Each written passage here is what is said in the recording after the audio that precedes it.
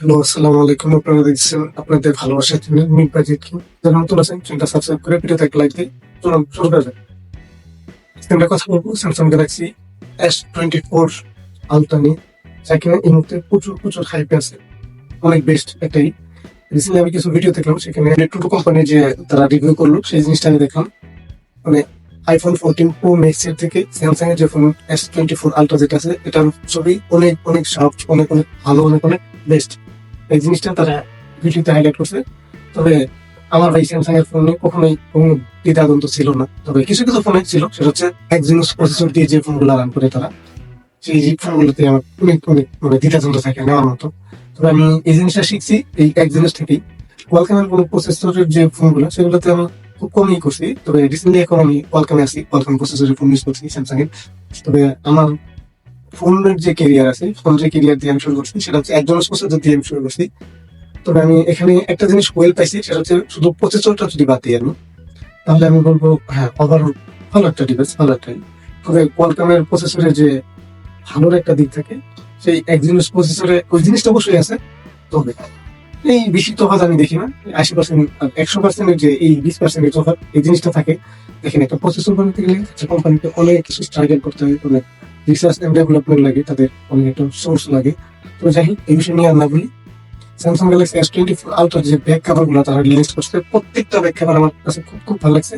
তবে অন্যান্য যে অ্যান্ড্রয়েড ফোন গুলো আছে সেটা হচ্ছে ভিভো, OnePlus, টেকনো, আইটেল, যে রিসেন্টলি তারা করতেছে ভিভো X100, এই ফোনগুলোর কিন্তু অনেক অনেক বিশেষত্ব আছে। তবে অত দূরে আমরা না যাই। তবে S24 আলট্রা যে আপনারা এই মুহূর্তে দেখতে পাচ্ছেন, আমার কাছে ভাই খুব খুব ভালো লাগছে। তবে সেটটা নেওয়ার হয়তো আমার ইচ্ছা আছে, আমি ফ্ল্যাগশিপে সুইচ করবো অবশ্যই। আমি নিজেকে ওরকম ভাবে করতেছি। দেখেন, একটা ছোট ইউটিউবার যখন একটা বড় কাজের দিকে যায়, তাহলে সেটা অনেক একটু রিস্কি হয়ে যায়, কারণ তাদের অনেক কিছু দেখতে হয়, তাদের ফ্যামিলি আছে, তারা সবকিছু ম্যানেজ করে ওই জিনিসটার প্রতি তাদের একটু আকর্ষণ বা আকর্ষণ থাকলেও ওই জিনিসটাকে তারা অনেক কষ্ট করে করতে হয়।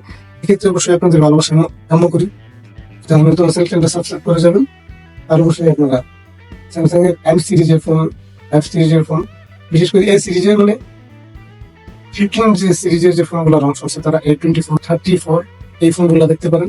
অনেক ভালো একটা ফোন।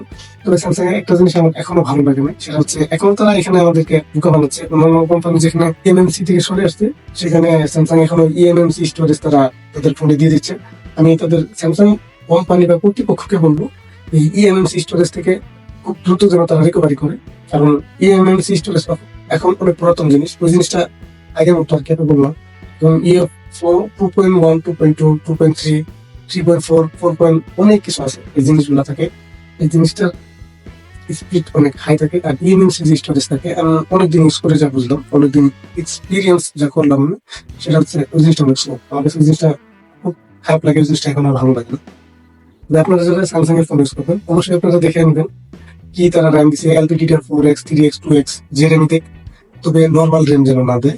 আপনারা এখন হয়তো কিছু ফোন বাংলাদেশে লঞ্চ হয়েছে, আমি শিওর জানি না আসছে কিনা বাংলাদেশে। তবে তারা অ্যানাউন্সমেন্ট করছিল এই ফোনগুলো বাংলাদেশে লঞ্চ করছে খুব শীঘ্রই, জানুয়ারি শুরুতে, এই বছরের শুরুতেই। তবে লঞ্চ করছে কিনা রিসেন্টলি আমি আমার জানা নেই। তবে যদি লঞ্চ করে থাকে, ওই ফোনগুলোতে ইএমএমসি স্টোরেজ, এটাকে আপনাকে তারা কস্ট কাটিং করছে, এটা আপনাকে করতে হবে যদি নিতে চান। লুকস এন্ড ডিজাইন খুব ভালো লাগছে, বিল কোয়ালিটি আমার কাছে খুব ভালো, ফোনের থিকনেসও অনেক ভালো, অল্পতেই আছে, তারা এই জিনিসটাই করছে।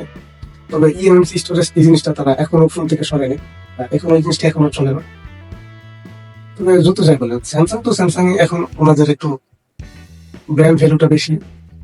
তারা ইএমএমসি স্টোরেজ ইউজ করলেও তারা যে অ্যান্ড্রয়েডের মতো যে একটা ফ্রি, মানে স্টকের তো আমি দূরে থাক, অ্যান্ড্রয়েডের জগতে যে রাজা, যাকে আমরা বলি ওয়ান UI 6.0, 6.1, এই জিনিসটা এখন অ্যান্ড্রয়েড জগতের ওয়ান অফ দ্য বেস্ট। যারা অনেকদিন লং টাইম সেট ইউজ করবেন ভাবছেন, তারা আমি বলবো নিশ্চয়ই আপনারা স্যামসাং ইউজ করতে পারেন, স্যামসাং ইউজ করতে পারেন। স্যামসাং এমন একটা কোম্পানি যেটা কিনা অল্প টাকার ভিতরেও আমাদেরকে অনেক ভালো ফোন প্রোভাইড করে থাকে, ভালো কিছু দিয়ে থাকে আমাদেরকে।